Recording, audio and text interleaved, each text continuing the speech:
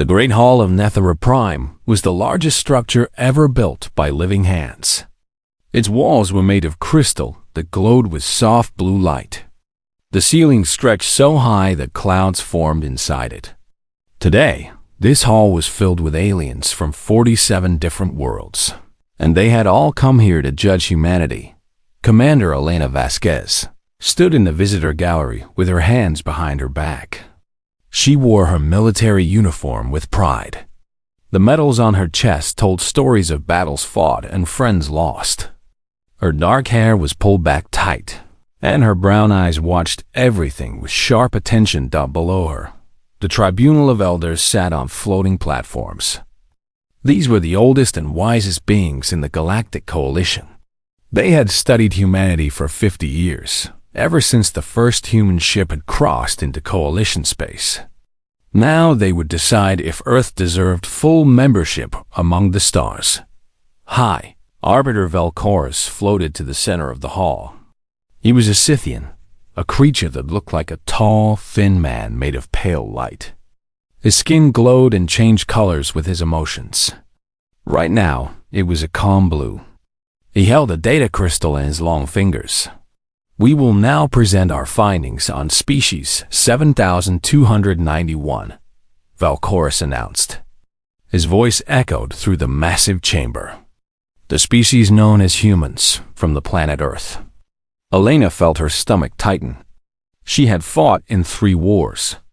She had faced death more times than she could count. But standing here, waiting for aliens to judge her entire species, made her more nervous than any battle.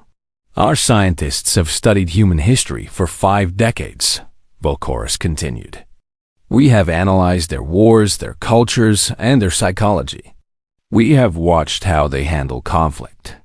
A massive hologram appeared in the center of the hall. It showed images from Earth's history. Elena saw pictures of soldiers crying. She saw protests against war. She saw leaders signing peace treaties with shaking hands. Humans display a strong aversion to armed conflict. Velcorus read from the data crystal. Their history shows a pattern of seeking peace through treaties and agreements. When forced into war, their soldiers often develop severe psychological trauma. Their civilian populations frequently protest military action. The Crixtile ambassador made a clicking sound with his mandibles. He was an insectoid creature with 4 arms and eyes that reflected light like black mirrors. So they are cowards, he said. This is what you are telling us. Laughter spread through the hall.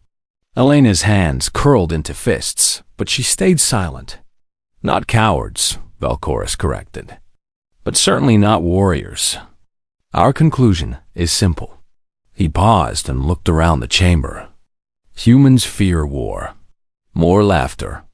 The Gorvan ambassador, a massive creature that stood 3 meters tall with gray skin like stone, slammed his fist on his platform. I said this from the beginning. Look at them. Soft skin. Weak bones. No claws, no venom, no natural weapons. They are prey animals who learn to build ships. The tribunal agrees with this assessment, Velcorus said. We recommend that humanity be placed in the protected species category. They will contribute to the coalition through farming, manufacturing, and scientific research. They will not be required to participate in military operations. Elena stepped forward. I request permission to address the council. The hall went quiet. All eyes turned to the human woman in the gallery. Velcorus looked at her with what might have been pity. Commander Vasquez, the assessment has been completed. There is nothing more to discuss. Your assessment is wrong, Elena said. Her voice was steady even though her heart was pounding. You have studied our history, but you do not understand it. You see our fear and think it makes us weak. You are making a terrible mistake. The Gorvan ambassador laughed again. Listen to her. The prey animal thinks she can teach us about strength. Go back to your farms, human. Leave war to those who were built for it. I am not asking to teach you about strength, Elena replied. I am trying to warn you about what happens when you push humans too far. When you threaten what we love. When you... Enough. Velchorus raised his hand. Security, please escort the human delegation from the chamber. The vote will now proceed. 2 guards approached Elena. They were Thesan warriors, tall beings covered in natural armor. Each one could crush a human with their bare hands. Elena looked at them, then back at the council. You will regret this, she said quietly.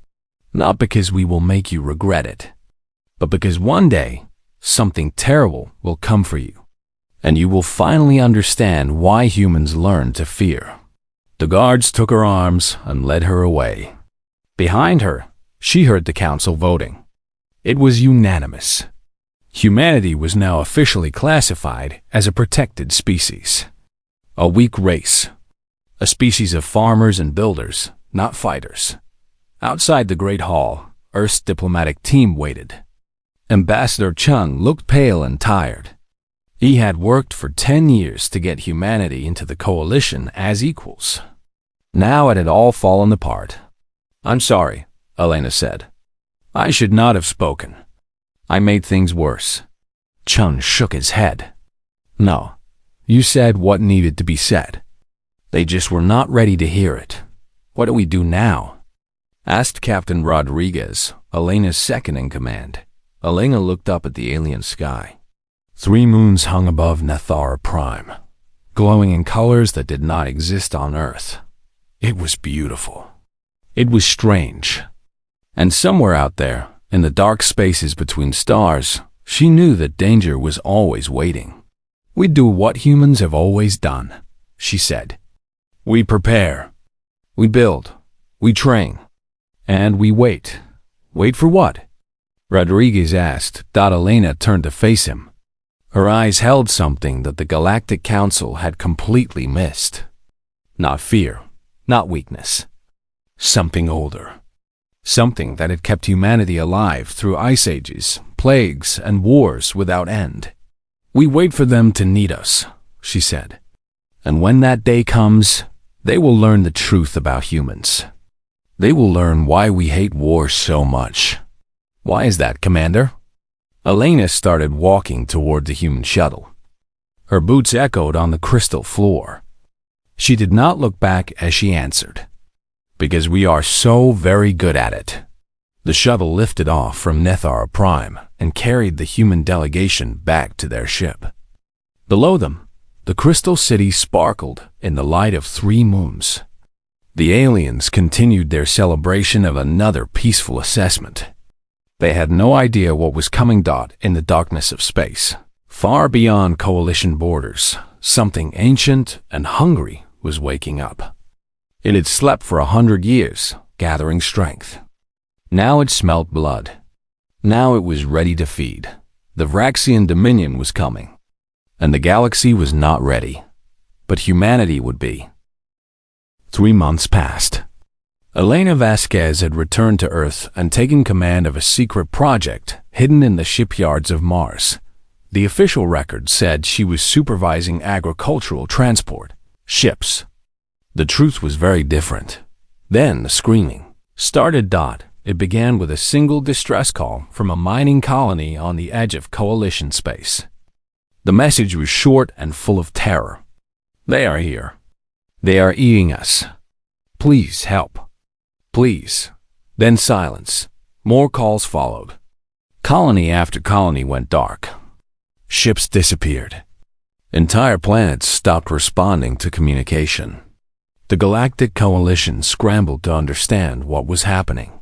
The answer came when a Gorvan patrol ship limped back to Nathara Prime with its hull torn open and most of its crew dead. The survivors told stories that made even the bravest warriors go pale. The Vraxian Dominion had returned. Elena watched the emergency broadcasts from her command center on Mars. The Vraxians were nightmares made real. Their ships were not built from metal. They were grown from living flesh. Their soldiers were creatures designed only for killing and feeding. For 100 years, They had slept in the dark spaces beyond the galaxy's edge. Now they were awake and hungry. "The Coalition fleet is mobilizing," reported Captain Rodriguez. He stood beside Elena, watching the same terrible images. Vraxian bioships consuming space stations. Bodies floating in the void. Worlds burning. "It will not be enough," Elena said quietly. She was right. The Coalition had spent centuries believing that their warrior races would protect them from any threat. The Gorvan were giants made of living stone. The Crick still fought with the fury of 1,000,000,000 insects moving as one. The Thesan could survive in the vacuum of space itself. The Vraxians destroyed them all. The Great Gorvan Armada, pride of the Coalition military, met the Vraxian fleet in the Thesan corridor. 2,000 warships against 1,000 bioships. The battle lasted 6 hours. When it ended, the Gorvan Armada no longer existed. The bioships fed on the wreckage and grew stronger that the Crick still sent their hive ships next. These massive vessels carried millions of warrior insects, each one ready to die for the collective. The Vraxians tore through them like fire through paper. The hive ships burned. The collective screamed as millions of minds went silent forever. Every species that the Council had called strong, every race that had laughed at humanity, fell before the Vraxian advance. The warrior races bled and died while the Vraxians pushed deeper and deeper into Coalition space. 6 weeks after the first attack, the enemy reached Nethera Prime itself. High Arbiter Valkaris broadcast an emergency message to every world in the Coalition. His skin no longer glowed calm blue. It flickered with the pale yellow of fear. "To all member species, the Vraxian Dominion approaches our homeworld. We call upon every ship, every soldier, every resource. Come to our aid. The Coalition needs you now more than ever." The response was silence. The warrior races had already given everything. The other species were hiding, hoping the Vraxians would pass them by. No one was coming to save Nethera Prime. Then a new signal appeared on Coalition frequencies. It came from the Sol system. From Earth. Elena Vasquez's face appeared on every screen in the galaxy. "This is Commander Elena Vasquez of the United Earth Navy. We have received your distress call." Behind her, through the viewport of her command ship, the orbital dockyards of Mars were visible. But they did not look the same as before. Giant construction frames that had supposedly been building farming transports now held something else entirely. Warships, dozens of them. Angular, brutal vessels covered in weapons. Ships that had been built in secret while the galaxy laughed at humanity. 3 months ago, Elena continued, your council called us cowards. You said we fear war. You were wrong. She leaned forward. Her eyes burned with something cold and terrible. We do not fear war. We hate it. We hate it because we understand it better than any species in this galaxy. We hate it because we know what it costs. We hate it because we have been fighting each other since before your civilizations existed. The human fleet began to move. Engines that burned like stars pushed them toward the jump points. Weapon systems powered up with a sound like thunder. You want to know what humans do when something threatens what we love? Elena asked. You want to know what happens when we stop holding back? Watch carefully. Learn. Remember. She stood up straight and gave an order that echoed across human history. All ships, this is your commander. Battle stations. We are going to war. The human fleet jumped. 64 warships disappeared from Mars orbit and reappeared in the Thesan corridor, directly in the path of the Vraxian advance. On Nethera Prime, the Council watched in shock. High Arbiter Valkoris stared at his screens with an expression no one had ever seen on a Scythian face. It took a moment before he understood what he was feeling. Hope. They came, he whispered. The humans came. The Gorvan ambassador, one of the few survivors of his fleet, stood beside him. His stone face was cracked and burned from battle. He watched the human ships forming into attack formation against a Vraxian armada 3 times their size. "They are outnumbered," he said. "They will die." "Perhaps," Valkorus replied. "But look at them. Look at how they move. Look at how they position themselves." The human fleet was not retreating. It was not trying to hold a defensive line. It was attacking. 64 ships against nearly 200 bioships. And the humans were charging straight at the enemy. "They are insane," the Gorvan said. Valkorus watched the human commander's ship take the lead position. He remembered Elena Vasquez standing in his council chamber, warning them about what humans became when they were pushed too far. "No," he said softly. "They are angry." The first human weapons fired. Kinetic rounds moving at a fraction of light speed tore through Vraxian bioships like bullets through flesh. Nuclear fire bloomed in the darkness. The screaming of dying Vraxians filled every communication channel dot, and through it all, the human fleet kept advancing. Ships took damage, but did not fall back.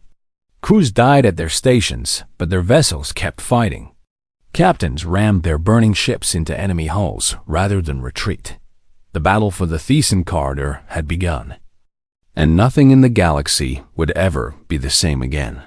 On the bridge of her flagship, Elena Vasquez watched the first Vraxian ship explode. Around her, her crew worked with silent efficiency. Some of them were crying. Some were praying. All of them were fighting. She opened a channel to the entire fleet. Her voice was steady and cold. "Remember why we fight. Remember who we protect. And show these monsters what humanity does to those who threaten our home." The fleet answered with fire. The coalition sent observers to the human flagship. They wanted to understand how this prey species fought. What they witnessed would give them nightmares for the rest of their lives. Ambassador Desik was a veteran warrior from the Gorvan Empire. He had fought in 12 campaigns and killed more enemies than he could remember. He arrived on the human ship expecting to find chaos, fear, and confusion. Instead, he found something that made no sense. The humans were having dinner. "I do not understand," Desik said to his translator. He stood in the doorway of the ship's dining hall, watching hundreds of human soldiers eating together. Some were laughing. Some were telling stories. Many were looking at small pictures that they kept in their pockets. "What are those images?" Desik asked a young human soldier. The soldier showed him. It was a picture of a woman and 2 small children standing in front of a blue house. "My family," the soldier said. His name tag read Private Chun. He smiled at the picture, but his eyes were sad. "My daughter just turned 5 last week. I missed her birthday." "You are going into battle," Desik said. "Why do you look at this now? Does it not make you afraid to die?" Private Chun put the picture back in his pocket, close to his heart. "It makes me afraid," he admitted. "But it also reminds me why I fight. If we lose here, those ships will eventually reach Earth. They will reach my home, my wife, my children." His face changed. The sadness disappeared. Something harder took its place. "I would die 1,000 times before I let that happen." Desik did not know what to say. In Gorvan culture, warriors removed all personal attachments before battle. They believed that love and fear made soldiers weak. But these humans carried their love into combat like armor. A bell rang through the ship. The dining hall went silent. Every human stood up at once. "Battle stations in 15 minutes, announced a voice over the speakers. "All personnel prepare for combat." Desik expected panic. Instead, he watched something strange and beautiful. The humans began to say goodbye to each other. Friends embraced. Strangers shook hands. A young woman kissed an older man on the cheek and called him Dad even though they clearly were not related. An officer walked through the room, touching each soldier on the shoulder and saying their name. Then a man in religious clothing stood on a table and began to speak. He talked about courage, about sacrifice, about seeing each other again in a better place. Humans of all ranks bowed their heads. Some moved their lips in silent prayer. When the prayer ended, the transformation began. Desik watched in shock as every human in that room changed. Their faces hardened. Their eyes went cold.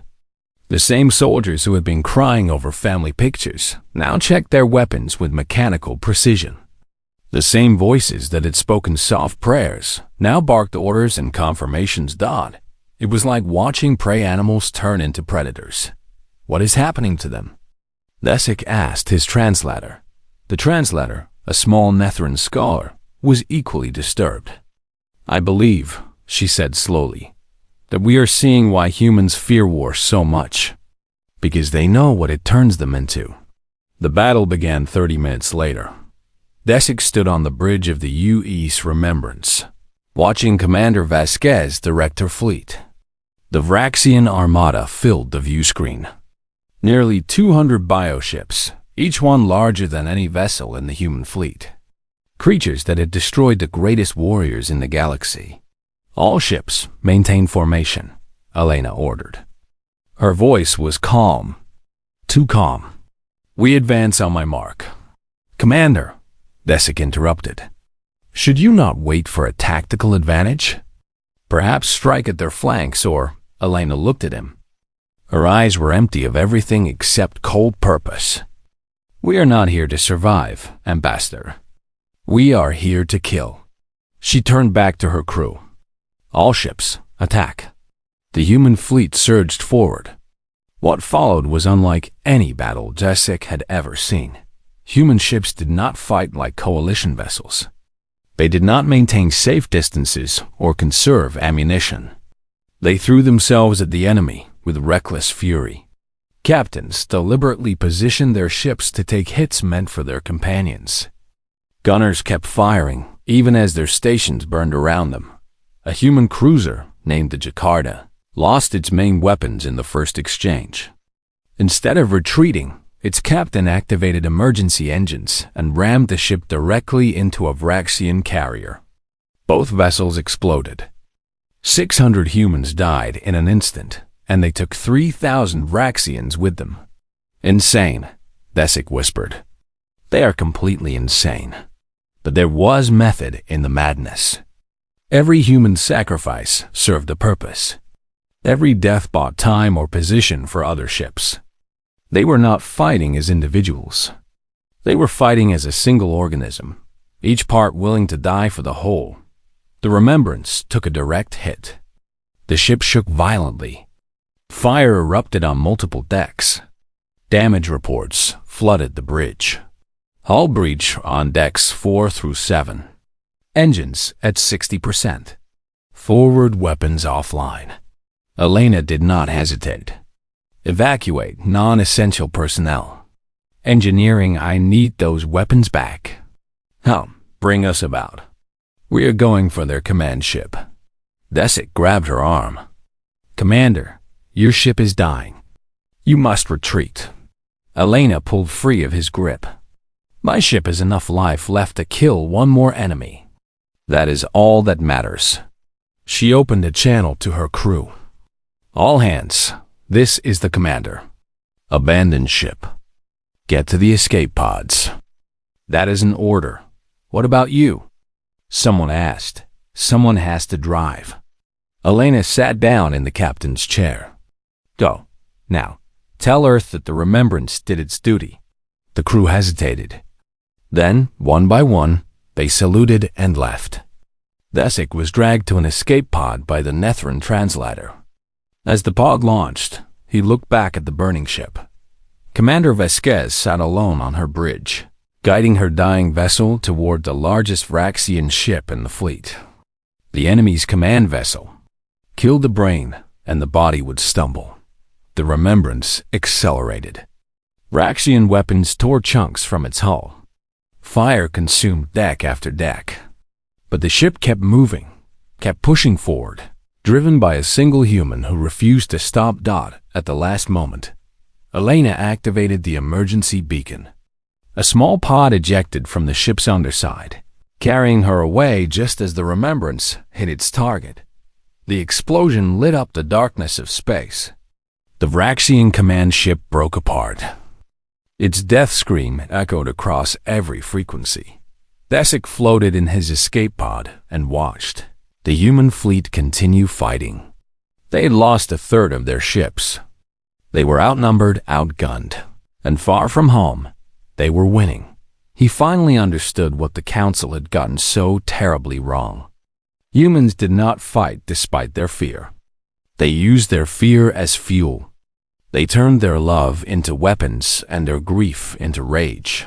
And there was nothing in the galaxy more dangerous than a creature that fought, not because it wanted to, but because it had to.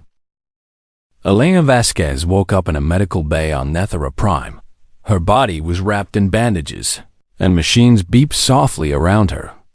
Every breath hurt, but she was alive. "You should be dead," said a voice beside her. She turned her head slowly. High Arbiter Velchorus stood by her bed, his luminescent skin glowing a soft purple that she did not recognize. "What color is that?" she asked, her voice rough. "Respect," Velchorus answered. "In 100,000 years, I have never seen anything like what you did. You flew a burning ship into an enemy command vessel and somehow survived." Elena tried to sit up and immediately regretted it. Pain shot through her entire body. "The battle. What happened?" "You won." Velchorus helped her lie back down. "Your fleet destroyed 67 Vraxian ships and forced the rest to retreat. You lost 22 vessels. The Thesan corridor is secure. 22 ships." Elena closed her eyes. Each ship had a crew of hundreds. How many dead? Over 8,000 humans. Silence filled the room. Elena felt tears on her cheeks, but did not wipe them away. 8,000 families would receive terrible news. 8,000 empty chairs at dinner tables. 8,000 names to be carved into memorials. "The Council wishes to speak with you," Velchorus said gently. "When you are ready, the Council can wait." Elena's voice was hard. "I need to speak with Earth." What followed changed everything. The news of the human victory spread across Earth like wildfire. People who had never cared about space watched footage of the battle.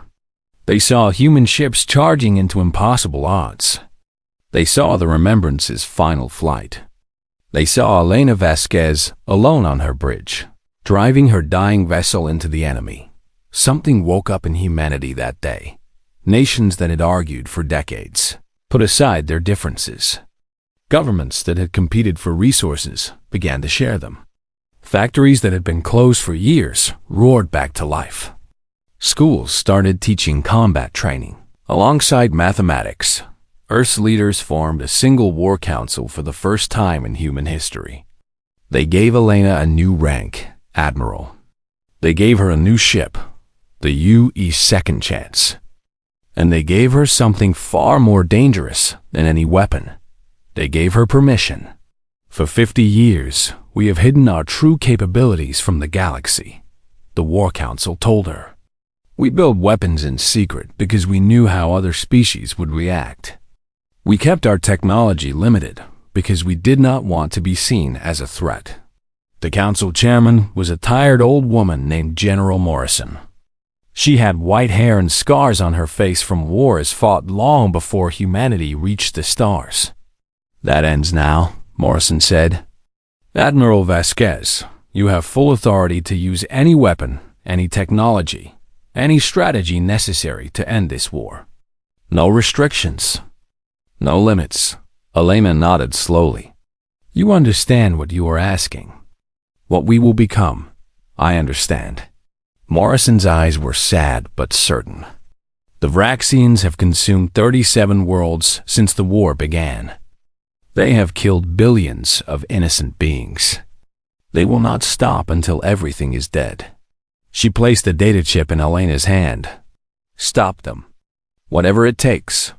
Elena returned to the Thesan corridor with a fleet 3 times larger than before. But the size was not what terrified the galaxy. It was the weapons. Human ships now carried kinetic bombardment platforms.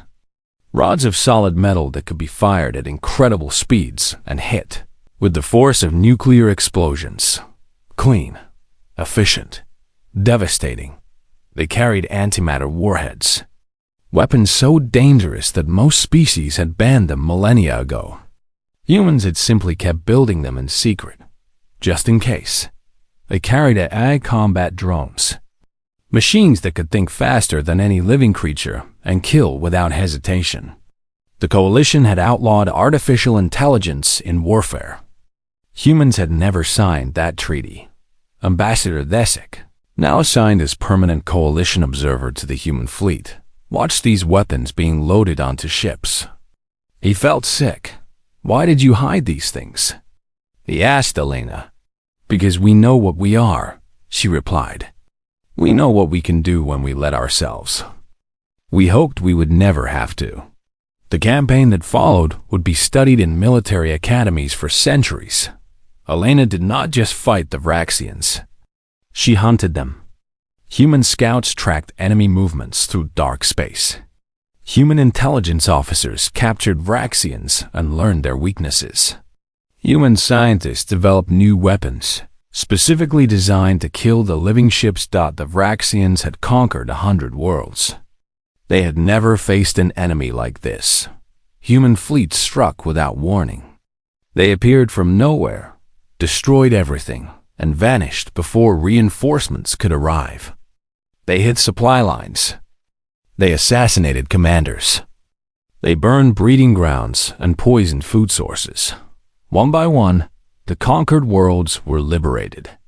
Human soldiers landed on planets that had been harvested for generations. They found survivors hiding in caves and ruins. They gave them food, medicine, and hope. Then they built memorials.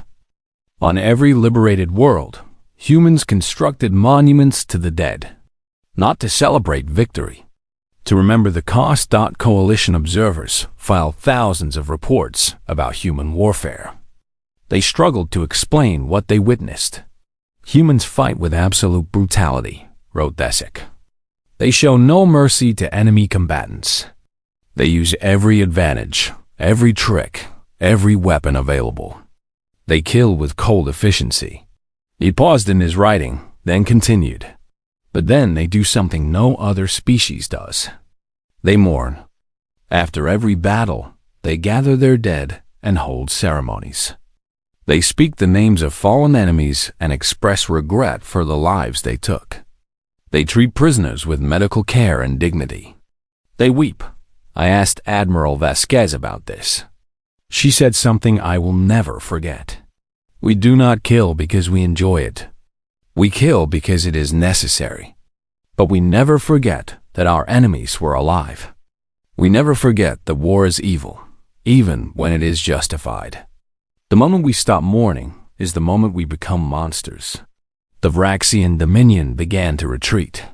For the first time in their long history, they faced an enemy they could not consume. An enemy that refused to stop. An enemy that learned from every battle and came back stronger. 6 months into the campaign, human ships reached the edge of Vraxian space. Beyond lay the homeworld. The source of all the horror. Elena stood on the bridge of the Second Chance and looked at the star charts. Her fleet had grown to over 200 vessels. Coalition ships from a dozen species had joined her, inspired by human courage. Orders, Admiral? Asked her first officer. Elena thought of the 8,000 who died in the first battle. She thought of the billions the Vraxians had consumed. She thought of her own crew, brave men and women who had followed her into hell. We finished this, she said. All ships, prepare for the final jump. We are going to end this war. The fleet moved forward into the darkness. Behind them, a galaxy watched and waited. Ahead lay the enemy home world, and a battle that would determine the fate of all living things. Humanity was coming, and they were bringing all their fury with them. The Vraxian homeworld was a nightmare given form. It hung in space like a diseased organ, covered in flesh and bone instead of rock and water. Giant mouths opened and closed on its surface, ready to consume anything that came close. Orbital defenses made of living tissue surrounded it like a shield of screaming meat. Admiral Elena Vasquez stood on the bridge of the UES, Second Chance, and felt nothing but cold determination. Behind her, 200 warships waited for orders. Human vessels flew alongside Gorvan cruisers, Crystal Hive ships, and Thesan destroyers. The galaxy had united against a common enemy. "Enemy fleet detected," reported her tactical officer. 500 bioships. "They are moving to intercept." 500 against 200. The Vraxians had gathered everything they had left for one final defense. "Signal the fleet," Elena ordered. "We did not come here to survive. We came here to end this." The battle for the Vraxian homeworld lasted 9 hours. Human ships led the assault, drawing enemy fire while coalition vessels flanked from multiple angles. The Vraxians fought with the desperation of a dying beast. Bioships exploded and reformed. Organic weapons tore through armor and shields. The space around the planet filled with debris and bodies. Elena commanded from the front lines. The Second Chance took hit after hit but kept fighting. Around her, ships died and crews perished. She said their names as they fell, honoring each sacrifice. In the 5th hour, the Vraxian defensive line finally broke. Human boarding parties launched from damaged cruisers and landed on enemy vessels. They fought through corridors of living flesh, burning everything in their path. No prisoner would be taken today. No mercy would be shown. In the 7th hour, the orbital defenses collapsed. Human kinetic rounds fell on the planet's surface like meteors, destroying the flesh forges where new Vraxians were grown. The planet screamed through space itself, a psychic cry of pain and rage. In the 9th hour, a signal came from the planet. The Vraxians were surrendering. Elena accepted their surrender on the bridge of a burning bioship, surrounded by the bodies of enemies she had killed with her own hands. Her uniform was torn and stained with alien blood. Her face was covered in burns and cuts. But her voice was steady as she spoke the words that ended the war. "You are defeated. Your fleet is destroyed. Your world is broken. By the authority of the United Earth Navy and the Galactic Coalition, I accept your unconditional surrender." The Vraxian leader was a massive creature with too many eyes and mouths. It looked at Elena with something that might have been confusion. "We do not understand you," it said through its many voices. "You are soft, weak, afraid. How did you defeat us?" Elena wiped alien blood from her face. "You made a mistake that every enemy of humanity has made throughout history. You thought our fear meant we could not fight. You were wrong. Explain. Fear is not the opposite of courage. Fear is its foundation. We fight not because we are unafraid, but because we love things more than we fear losing them. Every soldier in my fleet was terrified. Every single one. But they fought anyway, because the alternative was unacceptable." She stepped closer to the alien creature. Despite everything, despite the millions it had killed, she felt a strange sadness. "We did not want this war. We did not enjoy this war. We will carry the weight of what we did here for the rest of our lives. But we will carry it, because that is what humans do." 1 month later, Elena returned to Nethar Prime. The great crystal hall was silent as she walked to the speaker's platform. Representatives from 60 species filled the amphitheater. Many were new faces, replacements for leaders who had died in the war. Others were survivors who looked at humanity with new eyes. High Arbiter Velchorus stood before her. His skin glowed the purple of respect, mixed with the blue of sorrow. Admiral Vasquez, he said formally. On behalf of the Galactic Coalition, I offer our deepest gratitude and our most sincere apology. We judged your species poorly. We called you weak when you were simply wise. We called you cowards when you were simply careful. He paused, searching for words. We did not understand what we were seeing. Help us understand now. Elena looked out at the assembly. She saw the Gorvan ambassador, his stone face still scarred from battles past. She saw Thesic, who had witnessed human warfare firsthand and emerged changed forever. She saw dozens of species who had mocked humanity, who had dismissed Earth as a planet of prey animals. You want to understand us, she said slowly. Then listen carefully. Every other species in this coalition evolved as predators. The Gorvan were the greatest hunters on their world. The Crystal spread across their planet like a consuming tide. The Thesan could survive anywhere. Fear nothing. You became warriors because it was your nature. She walked across the platform, her boots echoing in the silent hall. Humans evolved differently. We were not the strongest or the fastest. We had no claws, no venom, no armor. For 1,000,000 years, we were prey. Everything hunted us. The dark held monsters. The cold brought death. Other tribes competed for the same resources. We learned fear because fear kept us alive. We learned to run, to hide, to avoid conflict whenever possible. Every instinct in our bodies screams at us to stay safe, to protect ourselves, to never take unnecessary risks. She stopped at the center of the platform and faced the council directly. But we also learned something else. We learned that some things are worth dying for. Our families, our homes, our future. When those things are threatened, fear does not disappear. It transforms. Her voice grew harder. You called us a species that fears war. You were right. We fear it more than you can possibly understand. We know exactly what it costs. We count every death. We mourn every loss. We remember every name. But that fear does not make us weak. It makes us careful. It makes us prepare. It makes us build weapons in secret and train for battles we pray will never come. And when war finally arrives, when there is no other choice, that fear becomes something else entirely. She met Valkaris as it becomes rage. Pure, focused, unstoppable rage. The rage of a parent protecting their child. The rage of a soldier fighting for their home. The rage of a species that has been afraid for so long that it will burn the galaxy to ashes before it feels helpless again. Silence filled the hall. No one moved. No one spoke.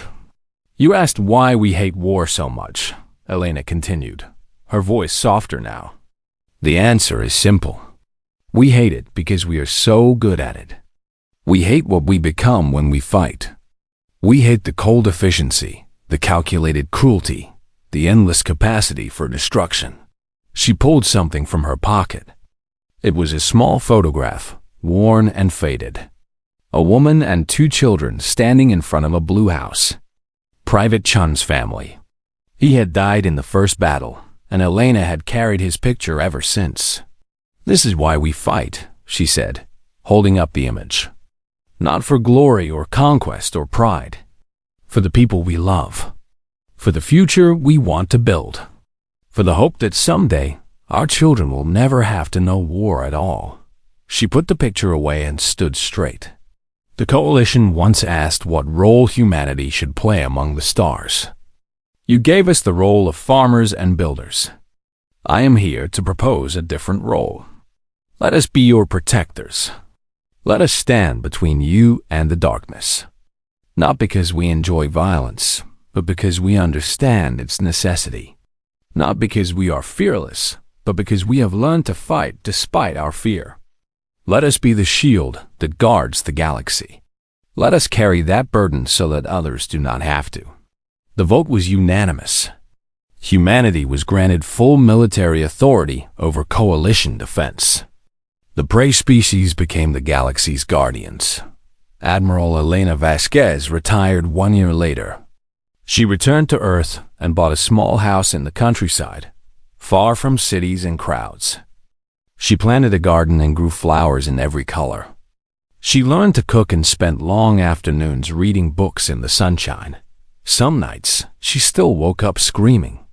Some days, she still saw the faces of everyone who had died under her command.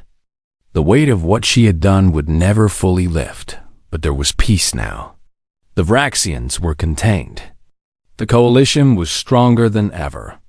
Human ships patrolled the borders of known space, protecting those who could not protect themselves. On her nightstand, Elena kept 2 things: a photograph of the flowers in her garden and a loaded pistol, because she was human. And humans never forget what waits in the darkness. But for now, in this moment, there was only sunlight and growing things and the quiet peace of a warrior who had finally earned her rest. The galaxy was safe. Humanity would keep it that way.